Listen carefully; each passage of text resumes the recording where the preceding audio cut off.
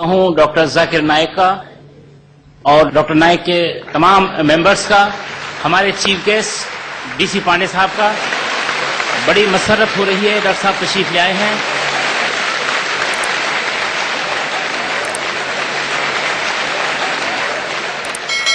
الحمدللہ میں جناب اقبال صاحب سے دریافت کروں گا کہ وہ تشریف لائیں اور ڈاکٹر ذاکر نائک کا تعارف آپ کے سامنے پیش کریں۔ جناب اقبال احمد صاحب۔ بسم اللہ الرحمن الرحیم۔ السلام علیکم رحمۃ اللہ وبرکاتہ۔ جناب صدر، آج کے ہمارے مہمان جناب پانڈے صاحب، شہر قاضی سید صابر صاحب اور ہمارے خصوصی مہمان اور مقرر جناب ڈاکٹر ذاکر نائک صاحب، معزز خواتین اور معزز حضرات، یہ ہم سب کے لیے آج خوشی کا موقع ہے کہ اللہ رب العزت نے آگرہ شہر کو، جو کہ انٹرنیشنل مانا جاتا ہے، آج اسی مناسبت سے ایک بین الاقوامی شخصیت آج ہمارے یہ درمیان میں موجود ہے، جس کو اب تک لوگ تقریباً ٹی وی کے ذریعے دیکھتے رہے اور سنتے رہے اور اس سے مستفید ہوتے رہے۔ آج ہمیں اللہ نے یہ موقع دیا ہے کہ آج وہ ہمارے درمیان موجود ہیں۔ میں مختصر طور پر ڈاکٹر صاحب کا تعارف کراؤں گا، حالانکہ ڈاکٹر صاحب کی شخصیت کسی بھی تعارف کی محتاج نہیں ہے۔ ڈاکٹر ذاکر نائک اسلامی ریسرچ فاؤنڈیشن کے بانی اور صدر ہیں اور ساتھ ہی اسلام اور دیگر مذاہب کے تقابلی مطالعے کے لیے عالمی پیمانے پر ترقی یافتہ اشارے کی شکل میں پہچانے جاتے ہیں۔ ڈاکٹر صاحب کی پیدائش 18 اکتوبر 1965 کو ممبئی میں ہوئی۔ ممبئی یونیورسٹی سے میڈیکل گریجویٹ یعنی MBBS کیا۔ ڈاکٹر ذاکر قرآن اور دوسری مذہبی کتب کے حصوں کی لفظ با لفظ وضاحت کرنے کی بے مثال اہلیت رکھتے ہیں۔ الحمدللہ اسلامک ریسرچ فاؤنڈیشن نے اسلام کی صحیح تصویر پیش کی، وضاحت اور اسلام کے بارے میں غلط فہمیاں دور کرنے کے لیے جو خدمات انجام دی ہیں، اس کی دنیا بھر میں تعریف کی جا رہی ہے۔ پیشے سے ایک ڈاکٹر ہوتے ہوئے بھی ڈاکٹر ذاکر نے دنیا بھر کے لوگوں کو اور خصوصاً انگریزی زبان کے سامعین تک اسلام کا صحیح پیغام پہنچانے کے لیے اپنا حلقہ یعنی میڈیکل لائن کو خیرباد کہہ دیا اور اسی مقصد کے لیے خود کو وقف کر دیا۔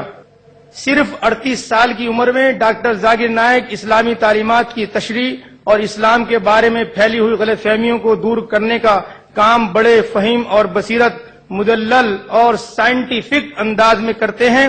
غیر مسلموں تک اسلام کا پیغام پہنچانا ہی ان کی سب سے بڑی خصوصیت اور کامیابی ہے۔ ہندوستان میں لاتعداد عام جلسوں کے علاوہ ڈاکٹر ذاکر نائک نے گزشتہ 3 سالوں میں امریکہ، کینیڈا، برطانیہ، سعودی عرب، UAE، Kuwait, Qatar, Bahrain, Malaysia, Singapore, Hong Kong, Thailand, Australia اور دیگر بہت سے ملکوں میں 600 سے زائد عام جلسوں کو خطاب کیا ہے۔ ان میں سے بہت سی تقریریں اور ویڈیو کیسٹوں میں دستیاب ہیں۔ ڈاکٹر ذاکر نائک امریکہ، ملیشیا، جنوبی افریقہ اور ہندوستان میں مختلف عالمی ٹی وی اور ریڈیو پروگراموں میں حصہ برابر لیتے رہتے ہیں۔ اسلام اور انسانی حقوق، اسلام میں عورت کا مقام اور حقوق، اسلام اور سائنس، اسلام اور سیکولرزم وغیرہ موضوعات پر دنیا بھر میں پریس اور ٹی وی رپورٹر ان سے انٹرویو بھی لیتے رہتے ہیں اور اس سلسلے میں مختلف قسم کے سوالات بھی پوچھتے رہتے ہیں۔ ڈاکٹر ذاکر کا ان غلط فہمیوں کو دور کرنے اور اسلام کے متعلق جانبدارانہ رویوں کا دلیلوں اور حوالوں کے ساتھ معقول جواب دینے کی ان کے پختہ ارادے نے ہی اسلام کے بہت سے مخالفوں کو مطمئن کیا ہے۔ لہذا میں اپنی طرف سے آگرہ شہر کے تمام شہریوں کی طرف سے، آپ سب کی طرف سے یہاں اس ہال میں آگرہ میں ڈاکٹر ذاکر نائک کا استقبال کرتا ہوں۔ السلام علیکم۔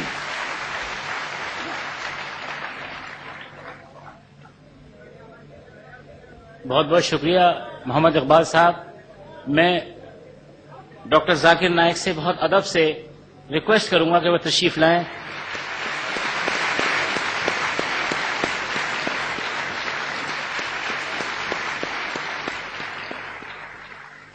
الحمدللہ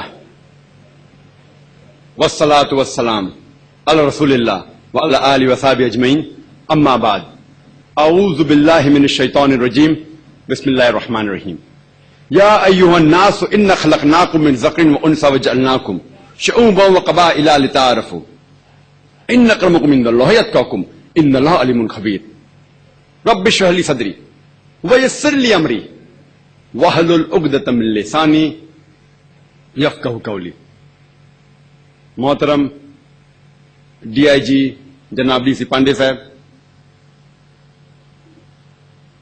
जनाब इकबाल साहब और मंच पे बैठे हुए गेस्ट, मेरे मोहतरम बुजुर्गों, भाइयों और बहनों, मैं आप सबका खैर मकदम करता हूं इस्लामिक तरीके से। अस्सलामु अलैकुम व रहमतुल्लाहि व बरकातुहू। अल्लाह सुब्हानहू व तआला की रहमत और बरकत आप सब पे हो। लोग ये जानते होंगे कि जब भी मैं तकरीर करता हूं अक्सर सिर्फ अंग्रेजी में ही करता हूं। चंद मौके हैं जब ऑर्गेनाइजर्स मुझसे इसरार करते हैं कि उर्दू या हिंदी में तकरीर करूं, मैं करता हूं। मैं आपसे ये कहना चाहता हूं कि अल्हम्दुलिल्लाह अंग्रेजी जबान पे मुझे महारत है और उर्दू या हिंदी पे महारत नहीं है। तो आज की तकरीर क्योंकि मैं उर्दू या हिंदी में करने वाला हूं तो इसके लिए माजरत चाहता हूं। काफी गलतियां होने वाली है। आमतौर पे जब मैं तकरीर करता हूं अंग्रेजी में भी जितनी गलतियां हैं शैतान और मुझसे है, हक की बात अल्लाह सुब्हानहू तआला की तरफ से है। लेकिन आज क्योंकि खुसूसन मुझे कहा गया है कि हिंदी या उर्दू में तकरीर करूं, इसीलिए मैं तकरीर के शुरुआत में आपसे माजरत चाहता हूं। मेरी उर्दू बंबई की है और इस प्रोग्राम के पहले मैं डीआईजी जनाब डीसी पांडे साहब से बात कर रहा था और मुझे पता लगा कि उनकी हिंदी शुद्ध है और उर्दू फसी है, मुझे लोगों ने कहा, तो और मुझे डर लगा है। शायद अगर वो मुझसे उर्दू में नहीं बात करते तो शायद इतना डर नहीं लगता। उनकी अंग्रेजी भी माशाअल्लाह अच्छी है क्योंकि अंग्रेजी पे मुझे महारत है। अंग्रेजी में बात करने को मुझे कोई तकलीफ नहीं होती। लेकिन क्योंकि ऑर्गेनाइजर्स ने मुझसे इसरार किया कि सिर्फ उर्दू में बात करना चाहिए, इसलिए मैं कोशिश करूंगा इंशाअल्लाह, और गलतियां जो होंगी उसके लिए माफी चाहता हूं। आज की तकरीर का मौजू आलमी भाईचारा। हम जब देखते हैं कि कई किस्म के भाईचारे हैं, मिसाल के तौर पे भाईचारा खून के रिश्ते की बुनियाद पे, भाईचारा इलाके के बुनियाद पे, भाईचारा कबीले के बुनियाद पे, भाईचारा रंग के बुनियाद पे, भाईचारा जात के बुनियाद पे। लेकिन ये सारे भाईचारे महदूद है, वो आलमी नहीं है, यूनिवर्सल नहीं है, सारे के सारे महदूद है। इस्लाम आलमी भाईचारे में यकीन रखता है और इस्लाम ये नहीं मानता कि इंसान ऊंचे या नीचे दर्जे में पैदा किया गया। जो कास्ट सिस्टम और different levels of human being है उसमें इंसान नहीं पैदा किया गया। इस्लाम मानता है आलमी भाईचारे में। और इस तकरीर के शुरू में मैंने कुरान मजीद की एक आयत की तलावत की जो सूरह हुजुरात सूरा नंबर 49 आयत नंबर 13 में से, जहां अल्लाह सुब्हानहू तआला फरमाते या अय्युहन नासु इन्ना खलकनाकुम मिन ज़करिन व उन्सा व जअलनाकुम शुऊबन व क़बाइला लिताअरफू इन्न अक्रमकुम इंदल्लाहि अत्क़ाकुम इन्नल्लाह अलीमुन खबीर, जिसके मानी है ए इंसानों, आपको हमने एक जोड़ी से पैदा किया, मर्द और औरत की जोड़ी से, और आपको तकसीम किया है कबीलों में ताकि आप एक दूसरे को पहचान सको, ना कि आप एक दूसरे से नफरत करो या झगड़ सको। और सबसे अच्छा इंसान वो है जिसके पास तकवा है। अल्लाह के नजदीक इंसान को जांचने का मयार है वो दौलत नहीं है, पैसा नहीं है, जिन्स नहीं है, रंग नहीं है, लेकिन है तकवा। अल्लाह खुदा की मोहब्बत और खौफ और खुदा के कहे हुए पैगाम पे अमल करना। اسے کہتے ہیں تقوی, گاڈ کانشیسنس, پائٹی, رائچسنس. اور اللہ سبحانہ وتعالی فرماتے ہیں قرآن مجید میں سورہ روم میں سورہ نمبر 30